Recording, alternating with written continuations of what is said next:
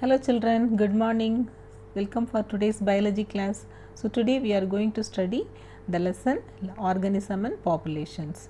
The topic what we are going to cover are habitat of different organisms and components of habitat. So before going to the topic, let us see what is ecology.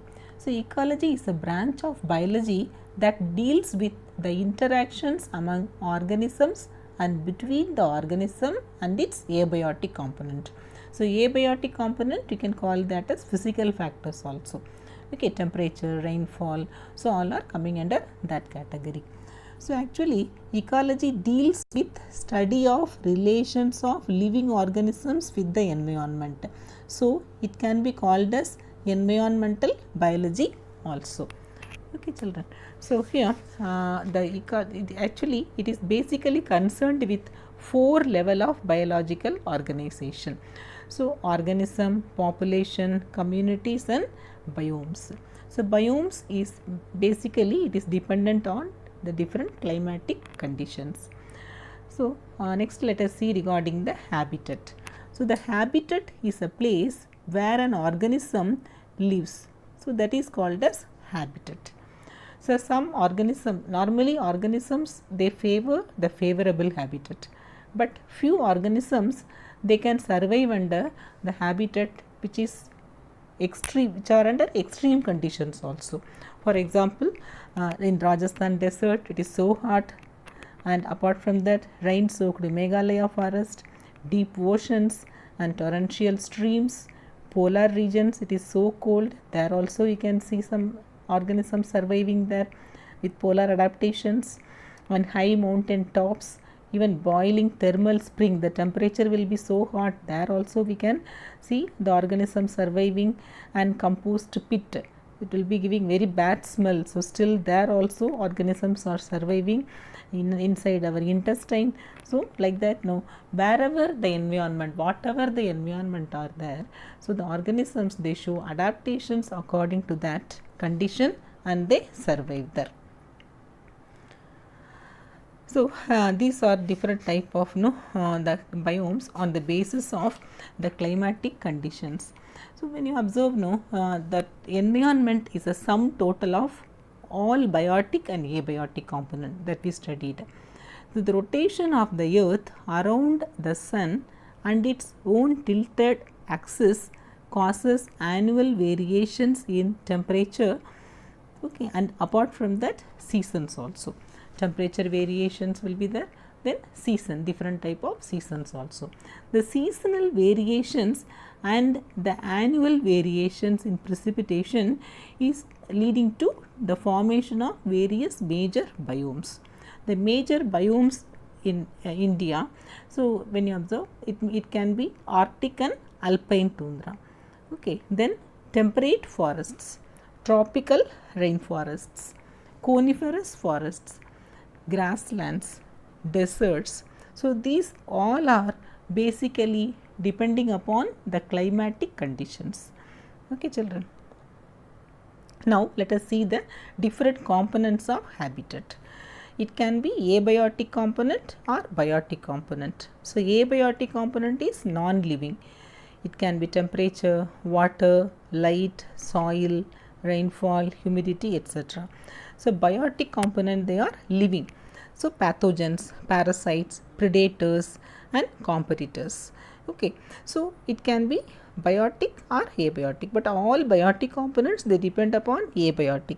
And even that organisms they show in between them also different interactions. In this chapter we are mainly going to study that interactions only. So this is the flow chart given for you. So environment, it is biotic and abiotic, can be classified into two categories. And biotic, it is temperature, light, soil, water are coming under this category. And biotic factor, all living organisms are coming under this category. It can be pathogens or parasites or predators or symbionts or competitors, it can be any type. All living organisms are in this category. So now today mainly we are going to study the major abiotic factors on earth. Temperature. So when the temperature should be favorable, it is a very relevant environmental factor. it has to be favorable for organism to survive. Otherwise, the organism, they show adaptations according to the temperature to survive.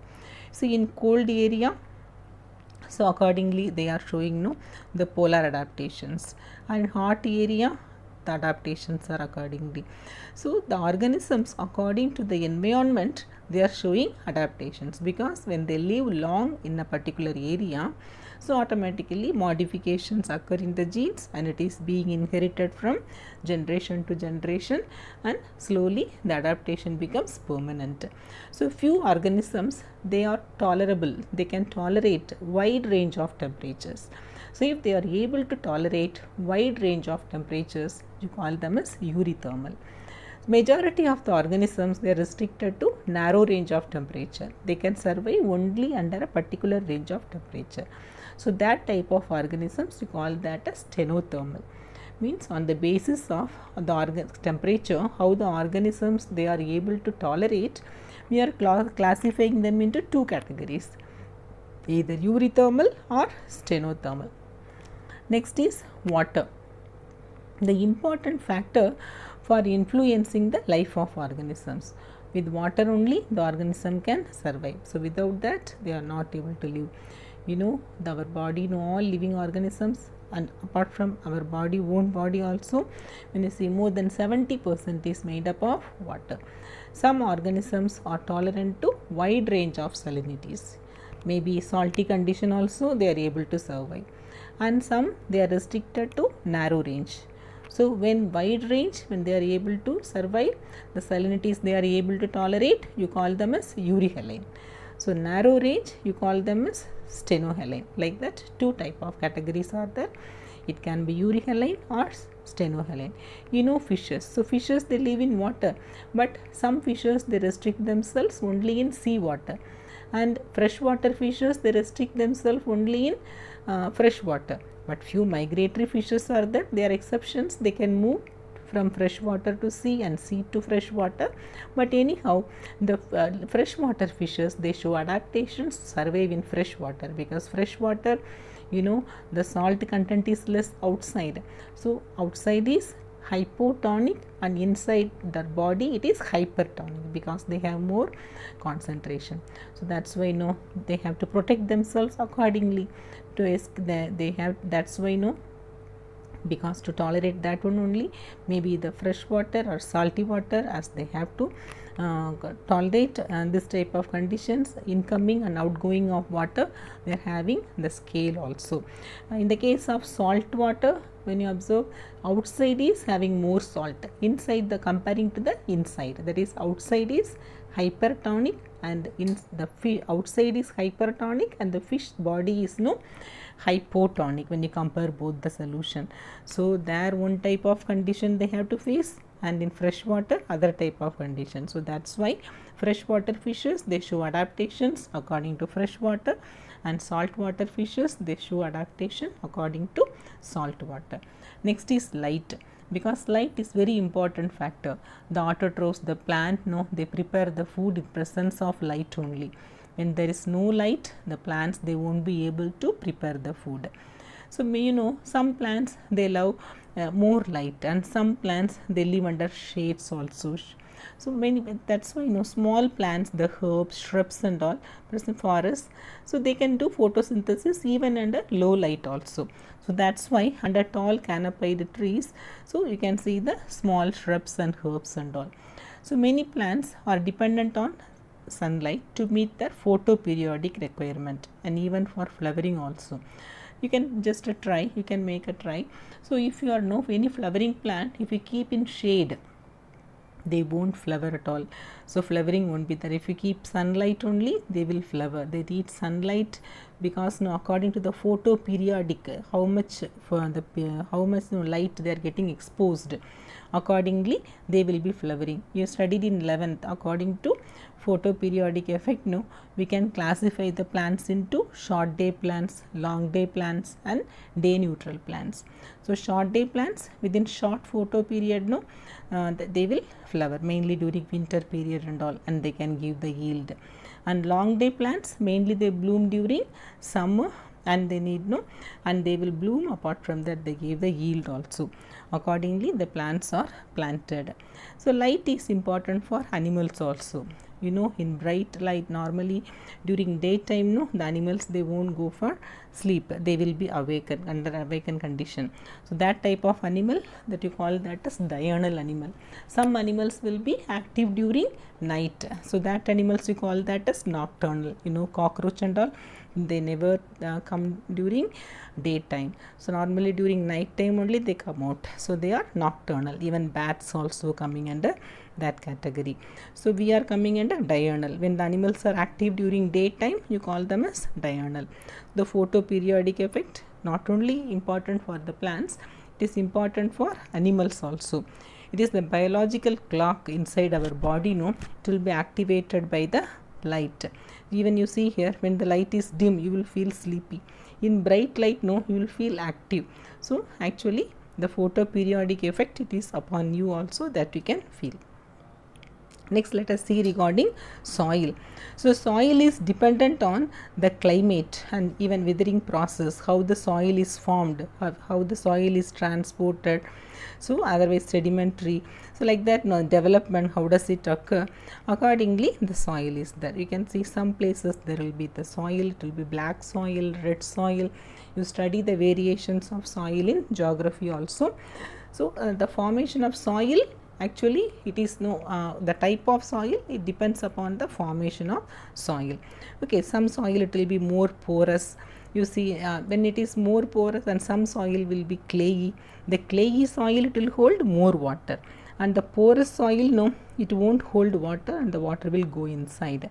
That is no percolation. So percolation, that no, what you call percolation, how the soil allows the water, whether it holds or it makes the water to move inside. Then accordingly the percolation will be. The percolation, when the soil particles are porous, the percolation of soil will be more. More clayey particle means the percolation will be less, and the water holding capacity will be more. Okay. So you can do this simple experiment also. You take clayey soil and the riverbed soil. So if you pour water, automatically, you know, so in the case of river soil or no more porous soil, if you pour water, the water will be absorbed by the soil, will go inside. In clayey soil, no, if you pour water, so it will be just no, it will take some time for moving inside. So that is no, according to the percolation capacity. Okay, the pH, mineral composition and topography, it determines the vegetation. So pH also it varies, alkaline pH, acidic pH. Okay, so accordingly also it varies. Normally farmers, what do? They do soil test, so before growing any crop. So what type of soil it is, what type of pH it is, so accordingly the plants will be grown. So actually the vegetation, it depends upon that pH also. So today children, we completed different type of abiotic factors. So on the basis of this, next class we will cover, so how the animals are showing adaptation, children. So here mainly today you have to study regarding the euryhaline, stenohaline, eurythermal, stenothermal. These are the new terms you studied, children. Thank you. So till then you revise the lesson whatever I taught you. We'll meet in the next class.